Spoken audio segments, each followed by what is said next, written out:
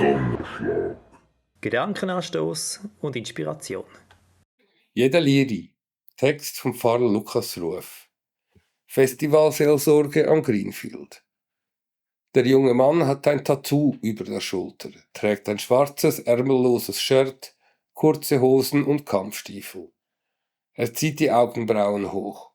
Dir loset jedem zu, o jedem Liedi.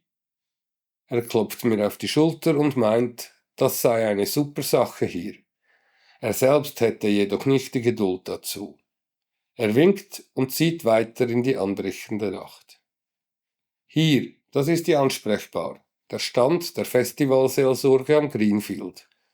Organisiert wird sie von der Milienkirche Metal Church und getragen von der reformierten Landeskirche Bern-Jura-Solothurn. Ein Team von Freiwilligen ist rund um die Uhr für die Besuchenden da. Von der Haupttribüne her rumort es rüber. Der Stand neben uns dröhnt mit alten Rockklassikern seine eigene Soundkulisse auf die Flugpiste. Schräg vis-à-vis pusten die Leute von Shelter 666 mit Dingen, die aussehen wie Laubbläser, Feuerwolken in die Luft. Die Stimmung ist gut, dröhnend gut. Ich warte. Es geht nicht lange, da kommt ein anderer junger Mann auf mich zu. Sein Blick ist schwer.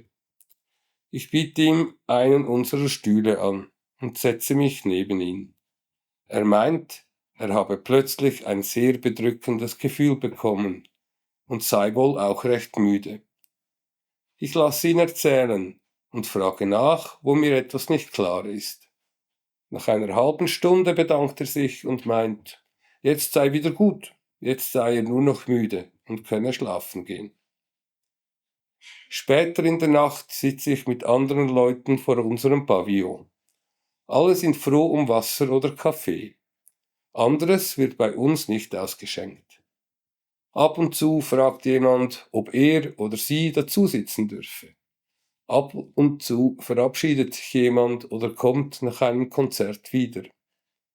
Wir sprechen über Bands, über die Bedeutung der Tattoos, welche die meisten in der Runde tragen, und einige wollen wissen, wie denn Christentum und Metal zusammengehen.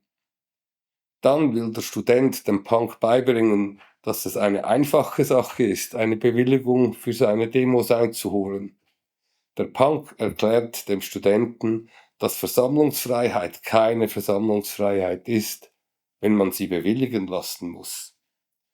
Die Frau in den Camouflagehosen erläutert ihre Skala der Rauschzustände und ordnet sich ein. Irgendwann landen wir beim Vater, der früh gestorben ist, und beim guten Freund, der tödlich verunfallt ist.